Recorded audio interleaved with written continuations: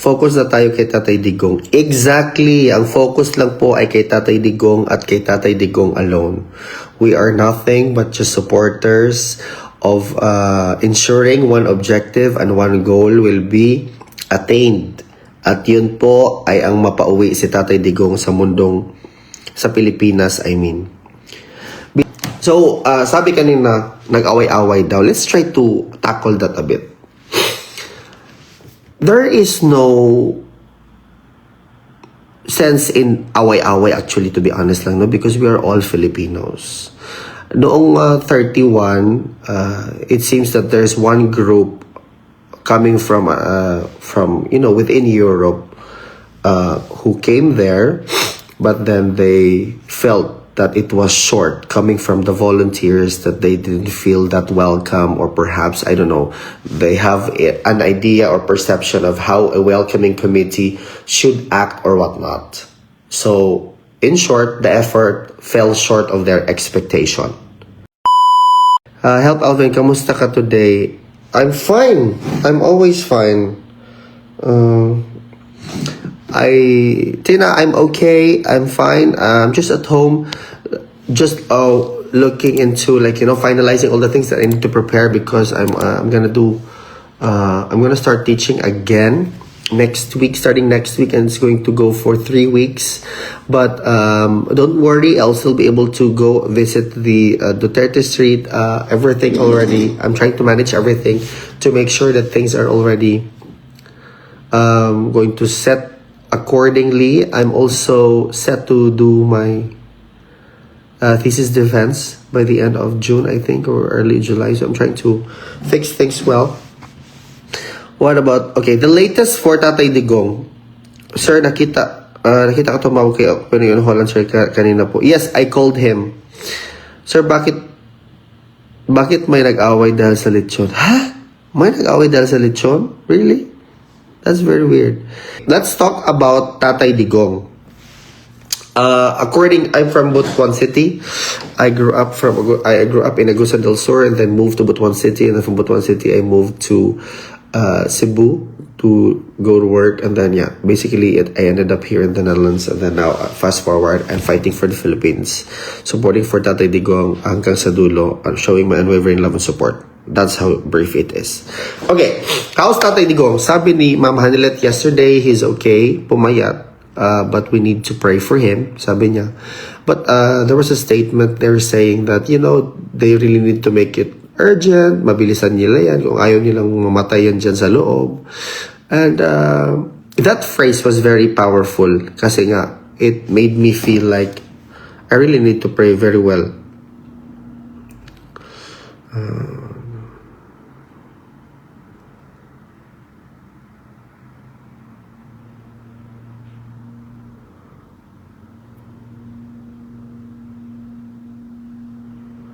Okay, so basically I was thinking that we really need to have very strong, unwavering prayer as well, to ensure that our prayers are heard by God, and that, hopefully with all the, the development with respect surrounding ICC right now. Now, they imposed sanctions already with ICC, also imposed sanctions to the lead prosecutor, Karim Khan, but there's a new development. There are also 4 other judges, including Ganso, who's also imposed sanction by the ICC.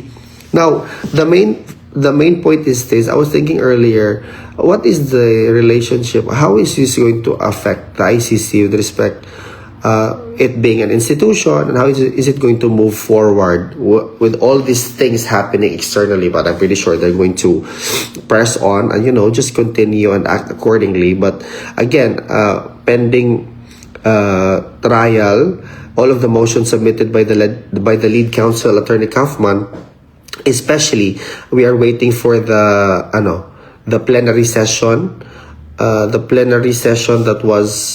that's supposed to adjudicate or make judgment doon sa disqualification na isinumite ng lead counsel. We are still waiting for that. The latest updates that were that can be accessed to the court records of ICC only entails about a communication, some sort of a notification. Hey, by the way, the prosecution team submitted this number of evidences, documentary evidences, supporting their, case, communicating to the defense. Ang una nila sinumite, doon sa court records, noong May 23, there were 90 items. And then I saw again, I'm just finishing what I'm going to post. There were another 129 items na parang shinare nila sa defense counsel. Or I don't have background sa law. I would have wanted to. I'm thinking of doing law, but yeah, that's for the later part.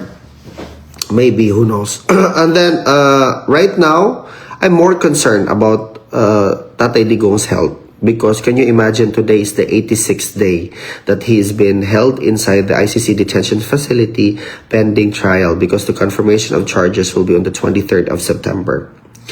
What can we do as an ordinary citizen, as Filipinos supporting the person who actually gave his life to public office, just to make sure that safety and security is at most felt by the citizens of the Philippines? Doon po tayo ay manalig. Tayo po ay talagang ipagdasal natin si Tatay Digong, kasi yun lang talaga ang magagawa natin. Wala tayong magawang iba. We can do petitions, we can walk forever, we can have gatherings, we can have political rallies, but above that, we also need to pray for him every day. We should never discredit or disregard the power of prayer, because miracles are so real. Miracles are the byproduct of a consistent effort of people who believe and who have faith in God. We, as a very Catholic, the only two among the two countries, Vatican and who actually don't have divorce legalized. It's only the Philippines and Vatican, because we believe in the sanctity of marriage, which definitely lead to having family, what we call the basic unit of our society. Ladies and gentlemen, mga kababayan, wag po tayong tumigil, wag po tayong manghina, wag po nating tigilan, wag po nating, how do I say that? Put lightly the effort of praying for the former president. Again, put into context that he is already 80 years old, and that he is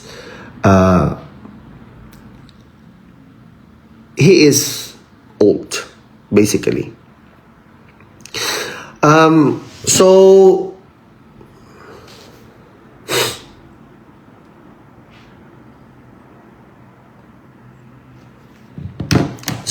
sabi kanina, nag-away-away daw. Let's try to tackle that a bit. There is no sense in away-away, actually, to be honest lang, no? Because we are all Filipinos. Noong 31, it seems that there's one group coming from within Europe who came there, but then they felt that it was short coming from the volunteers, that they didn't feel that welcome, or perhaps, I don't know, they have an idea or perception of how a welcoming committee should act or whatnot. So, in short, the effort fell short of their expectation. And that's fine, because that is a feedback. That could be used as an information to better ourselves should we do another event in the future. That's okay. That is already acceptable. Now, there was another complaint that, in every events, there is no such thing as a perfect event. There will always be lapses here and there. And, comments will always be present. However you do it good. Okay. Now, there were also some comments na hindi daw kuno nakatayo, hindi na sakit daw yung legs or whatnot, blah blah blah. Before anything else, we already disclosed the information that it's going to be a picnic style celebration. So basically, we even urge people to bring with them some banigs or whatnot for them to lie on the ground. Yun po ang totoo talaga. But then, first it just so happened that it became a first come first serve basis. So for those people who were early in the venue, they were able to position themselves more favorably in front of the stage next to behind the barricade. Okay, let's just settle this fairly and squarely. I am just trying to put into context lahat talaga na nangyari for everybody to understand what happened or what transpired, because I find it very sad that nagpaparinigan ganito ganyan, ginagawang content ang nangyayari sa mga Pilipino. With this happening, who's going to lose here is us Filipinos and our cause of showing to the world that we need to be solid in solidarity with our objective to bring back to the Philippines, urging the ICC to heed our call for the former president na pauwiin sa Pilipinas. Yan po talaga ang totoo. Now, there's already a program in place.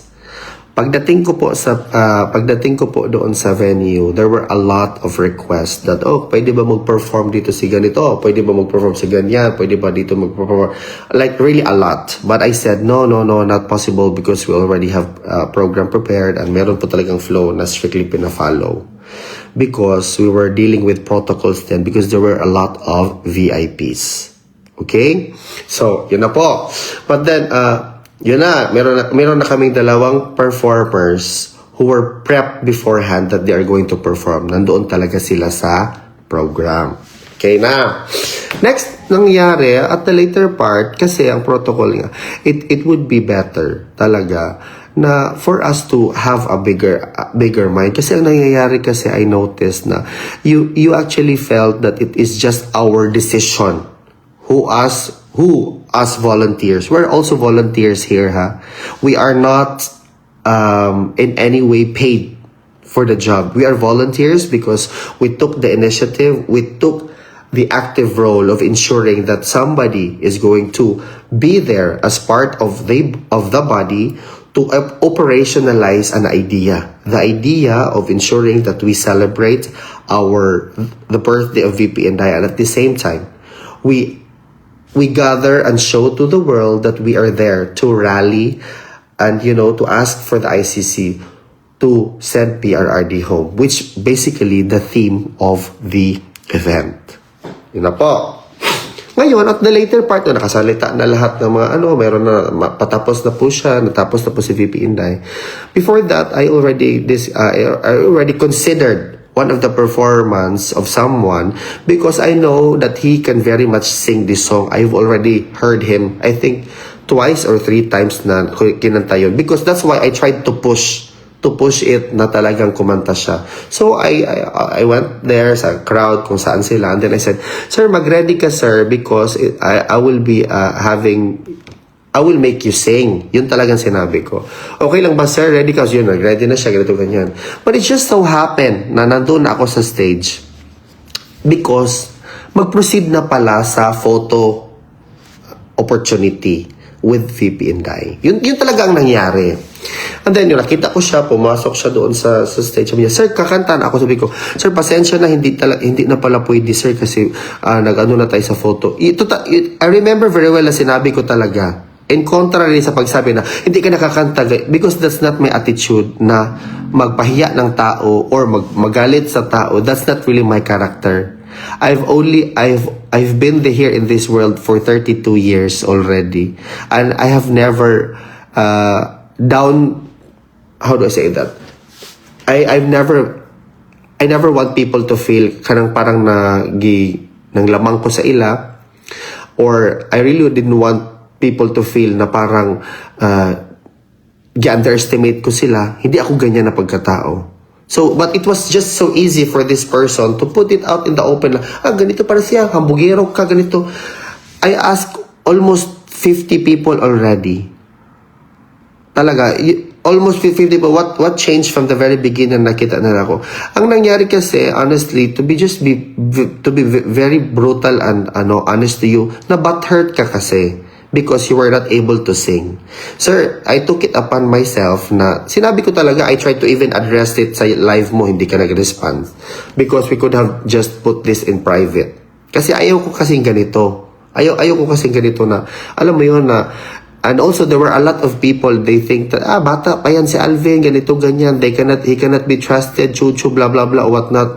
Kasi nga kami, mga leaders na ganito, leaders na ganyan, I am in no way disrespecting anyone because that's not really my attitude. I recognize na meron talagang mga leaders, ganito, ganyan.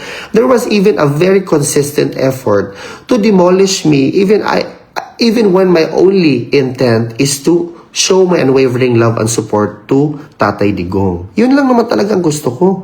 But it's just so happen na nakitaan pala ako ng potential na ganito, ganyan. Kasi yung ibang leaders naman, hindi naman dyan palagi everyday. Nakita nila na everyday kasi ako dyan, almost everyday kasi ako dyan, wala man akong natanggap na ganito, ganyan piso. In contrary sa sinasabi ng iba dyan na ganito, nabayaran na yan si Alvin, ganito na yan, Marcos na yan, ganito na yan.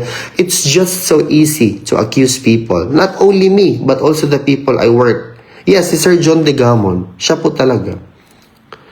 I don't understand why he did it like that. You know, yung feeling ko, I am just trying to be a volunteer as a Filipino. But you took it upon yourself na yan ang gawin mo. Nabastusan ka sa akin o ganito, ganyan.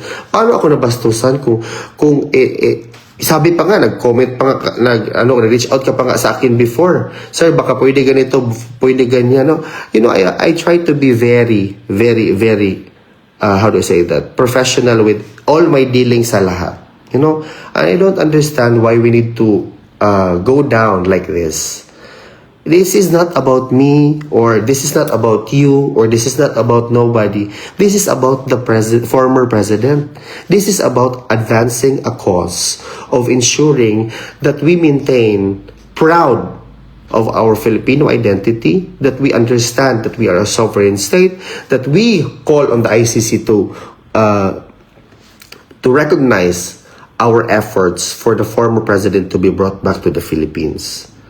Wag niyo po akong bigyan ng issue because there is nothing sa akin. I don't have anything at stake. I don't know if there's something at stake with everybody else who's trying to put me in bad light.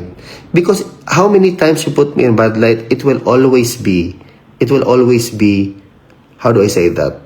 An effort na parang of nothing. What for? I don't understand it. Kasi hindi ka lang naka-perform, ganyan yung sinasabi mo na ganito, ganyan. Hindi, wag naman kayo, let's be fair.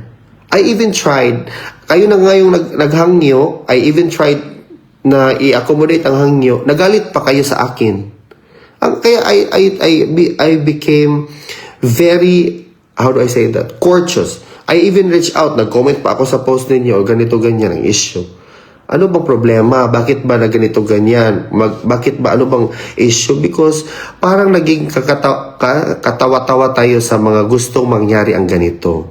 'Di ba? Hindi, wala naman kaming paki-explain ang mic, sir. We need to know what the real, anong mic? Okay. Yan, yung issue naman ni na sinabi ni Mother Dragon at saka ni Attorney Harry Roque that there was an effort to sabotage them or something of some sort. I already spoke to them actually, by the way. Kaya ayoko nang paulit-ulit because I already spoke to them. I already cleared it with them. Now, there was never an intention or an effort to sabotage them, because if there were an effort to do that, why would we even allow them to go on stage or to even just be present there? It's not our event, by the way. We are just there tapped to do and operationalize an idea or the plan or organization. Yun talaga ang totoo, guys. We were just mere volunteers. It's not our events na kami lang talaga nangusog na, hindi talaga. It was just, okay, valid din yung side nung isa, pero he can just walk there. Yeah, exactly. I was just there. Why didn't you talk to me para ma-clear out ko ano ba talagang nangyari? I don't understand that. That's why, for me, I need to address it because I don't want people to feel na, hindi na, wala pala na-recognize ni Alvin yung air na, yung problema namin, gi-air namin na issue. Hindi, I don't want, can we just let this issue die as it's supposed to be? It shouldn't have come to light because it's very petty of an issue. Para kang bata na hindi ka nabigyan ng candy and then nagalit ka. Bakit ganun? You should be better than this. Honestly, sa lahat ng mga Pilipino, dapat better pa tayo dito. Puro mga pa-intriga, puro ganito. Is that really what we are as Filipinos? Parang naging kultura kasi natin yan. Pag may isa na nabigyan ng parang opportunity to show their love and support to somebody or for the country, nagagalit yung iba. Bakit ganun? Why can't we be happy to somebody's success? Let's push everybody to success. Para tayong lahat, we will be recognized in the international community na, ay, ganyan, pag Pilipino yan, nagtutulungan yan sila. Hindi yung parang nagsisiraan, that's very ganito. Alam mo yun, why do we have to do that? I don't understand really. Tapos sabihin ka na agad na, ay, siya, alabayaran yan. Can you imagine?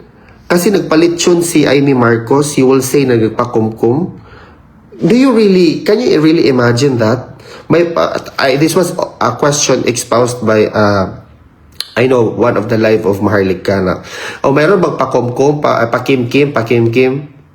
Can you really imagine somebody who came to Europe earning euros, mag-ano ng pakimkim? A lection is how much? 350 euros. Gano'n nakababa ang tingin nyo sa nag-volunteer? Na masilaw na lang ng pera? Nagsuporta pa kay Duterte, niya masilaw lang pala ng pera?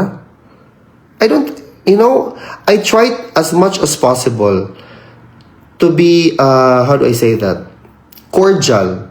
At saka yung sinabi nilang pinatayan si Attorney Roque at saka si Maharlika para sinabotage, yung babaeng yun na sinasabi binabash ninyo, si Cha. Yan yung babae na tumulong kay Attorney Roque nung pagdating niya dito. Yan, isa siya sa mga taong tinulungan si Attorney Roque. Pagdating niya dito. Totoo yan. Ito yung totoo. That's why I find it offensive na ginawaan niya sa babaeng ganyan na it was supposed to be already over. Because before it was aired in public, kinausap yan si Cha ni Attorney Roque in a meeting. And then doon, gikasabaan na siya dito and everything, ganito. Because this is reality. Para wag natin i-put into somebody's effort. We are just mere volunteers. Honestly. Bakit? Bakit ganun? Gikasabaan siya, giwasawasahan siya, istorya dito, ganito, ganyan. Tapos kayo, gipublic pa. Can you imagine the effect of that sa family anong bayhana? Oh. Meron ding utas na organizers or volunteer. That's where we all started. I don't understand kung sino yung mataas ang ihi na organizers or volunteer. Because we are all volunteers doon. Talaga. Actually, it was just a collaborative effort. Ang nangyari kasi, baka, alam nyo, hindi naman ako lang assessment ko to because I was really trying to hear all of the sides because na-shock na lang ako na, mayroon na palang ganito, ganyan, ano na bang issue ganito because as much as possible, it's very, very, very petty. If I was a foreigner, malaman ko na, ano bang problema? Anong gikalagutan niya? It was all issues. Issues lang talaga. I also take offense na nangyari kay Cha because she was unfairly labeled as somebody na binayaran ganito kasi nagpa-stop ganito ganyan. That person helped you when nobody else would have wanted to help you. Since the very beginning, it was just so easy to demonize her like that. It's just so uncanny, uncalled for talaga. Doon ako sa kanya, naawa ako ba? This is just my personal opinion. Naawa talaga ako sa kanya.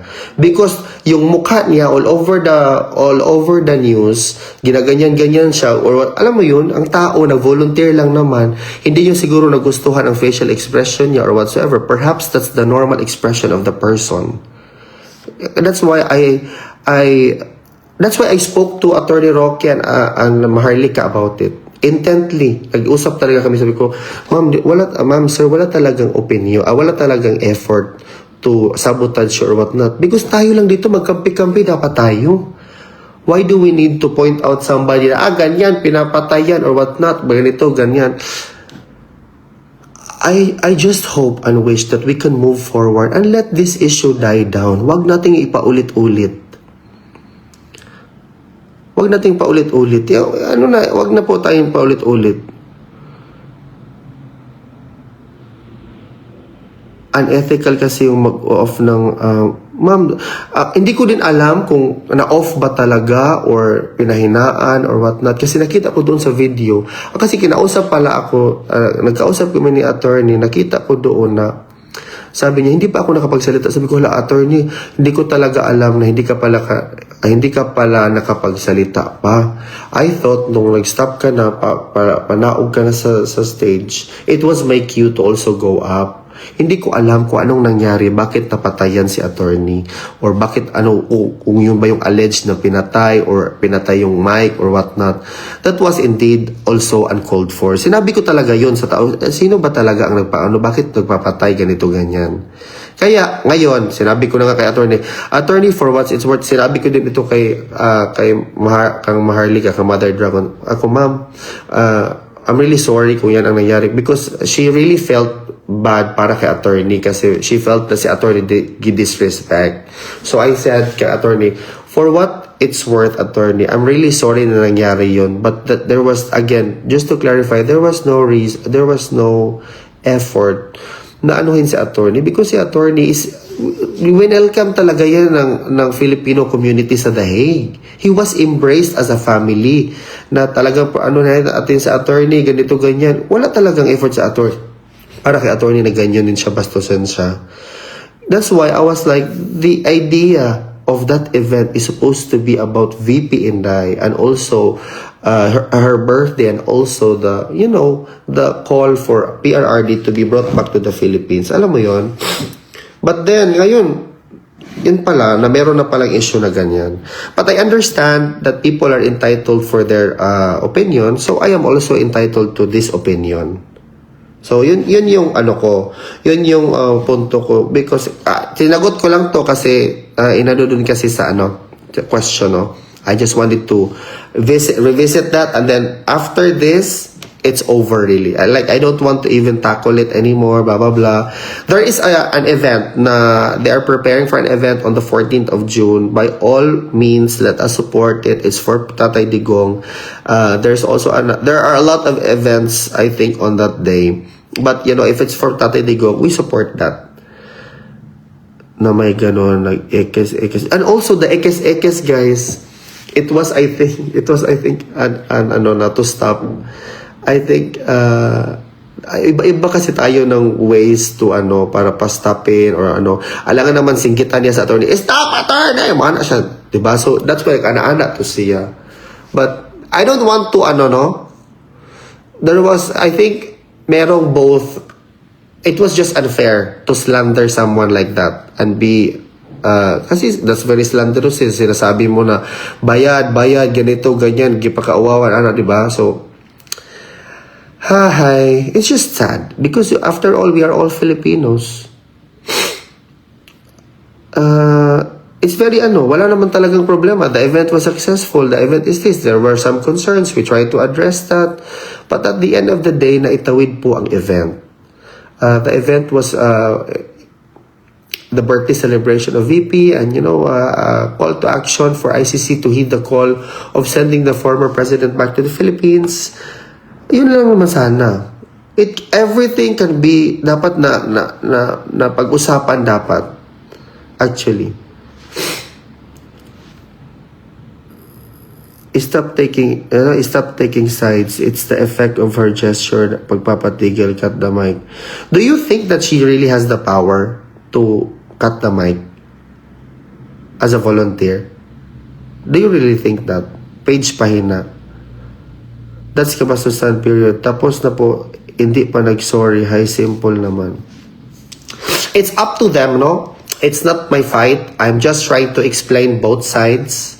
I hope that one day sa lahat ng mga na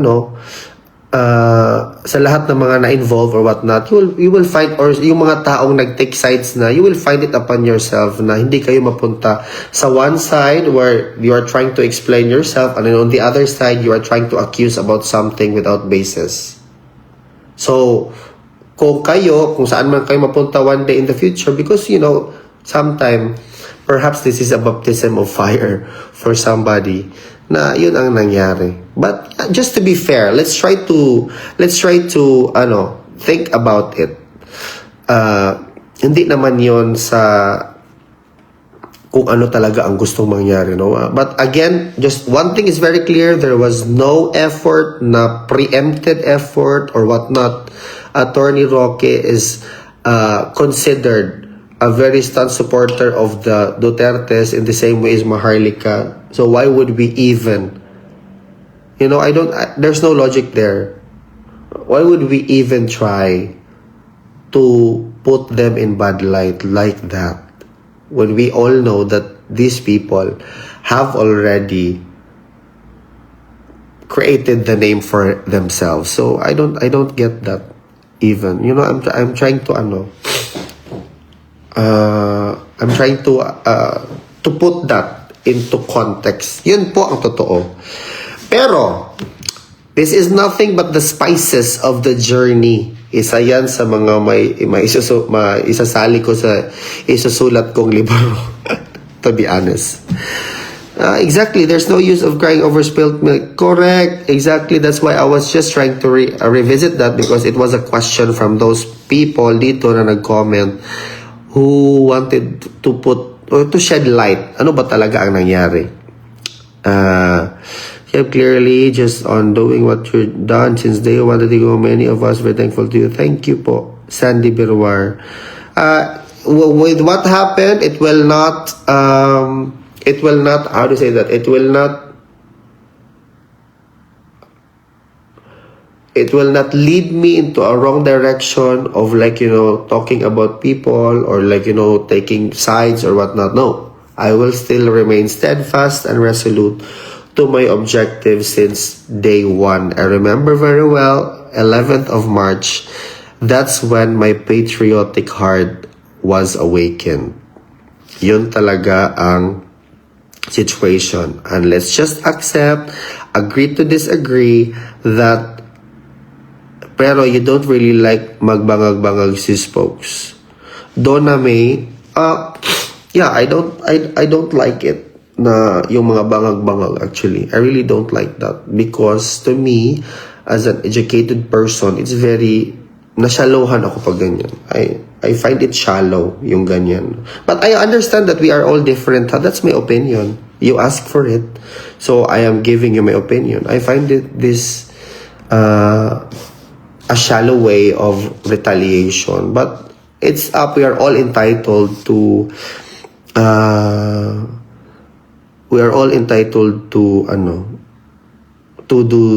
to all of these interpretations sa atong iba-iba naman tayo, no? But that's me, and that's my idea about it. Ano ba, friend? Performance sa Amsterdam sa June 14, go know whether you like it or not, to bag. So yun po, I will always ano ba? Bakit nawala yung comment? Okay, I will always be exactly di bush. Yan yung gusto nila, mag-away-away. So that's why I don't understand. I try to be amicable to everybody, and let's not try to belabor the situation. So stop asking na, guys, about that. It is just nothing but but how do I say this? It was just nothing but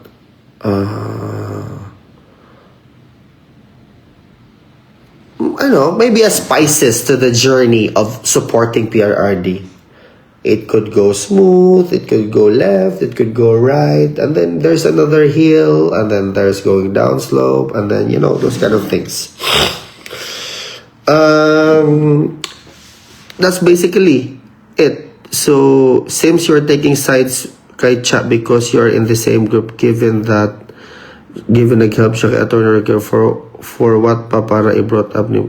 I already answered the question. It was born out of a statement here from a person watching the live.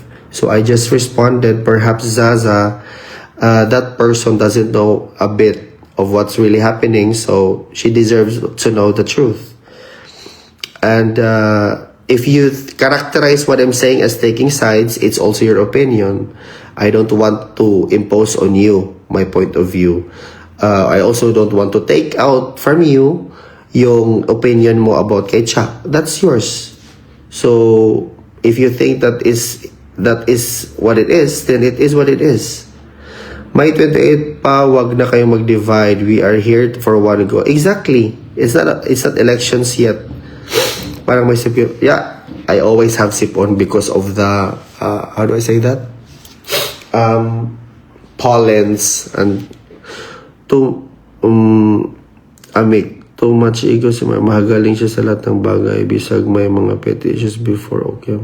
Wala nag-iskandalo sa social media. Karoon lang man na ay yes Kuya Amik, ano ang issue na hindi pinahiram ang stand ni Duterte? Huy, yan issue din yan. Anong ibig mo sabihin na hindi pinahiram ang stand ni Duterte, Inday? Can you put it in greater context? Are you saying na is this related to a post of one person na nagsabi doon na hindi ko alam kung bakit nandito ang ganyan? So, nakipagplastikan ka lang pala kanila nung sumayaw kayong tatlo. No! Zaza, to be honest, I already tried to, how do I say that? Put an end to this. Yun yung gusto ko nangyari. Yung sumayaw ako ng bangag-bangag, even if I don't like it, because para makita sa ibang tao, makita talaga sa buong mundo na I need to do that kasi nga I want to make amends. I don't want to go this further kasi nga I felt that the issue was petty. Why do you want people to act the same as you? If I don't like the bangag-bangag, what's the problem? Ano problema? Is it a requirement to dance the bangag-bangag if you are a PRRD supporter? Guys, my goodness, like I don't understand that. I'm not even imposing to people what my parang sinabi. Oh well, if you characterize it that way, Stefan, it's up to you. But you ask for my opinions. My opinion was asked, and I just said it. I am not questioning Attorney Roque's education. My God, ko I am nothing sa education pa lang sa iya ka bright and an attorney. He is too intelligent, Ginoo ko. I cannot even compare to or try to compare myself sa kanya. Okay, this is siguro Attorney Roque sa pinagagawa. Siguro sa inis ni Attorney Roque sa pinagagawa na. So daw? Pagbangag sa ng mga bangag sa kanya. Yeah, I think so. I think that's his retaliation, of course, for what everything. It's so sad lang you keep talking about it. Be bigger person, hindi po ikaw ang issue. Don't take sides. I am not taking. Somebody asked again. I'm going to explain again. Somebody asked it. I just responded, and then that's the end of it. Tapos na po. We cannot go back in time. Done is done. You don't really like mo mga okay, ikaw daw nagsugo, Scarlett de la Cruz. Kung ako pa lang, then I would have just said ako ang nagsugo. But it wasn't me.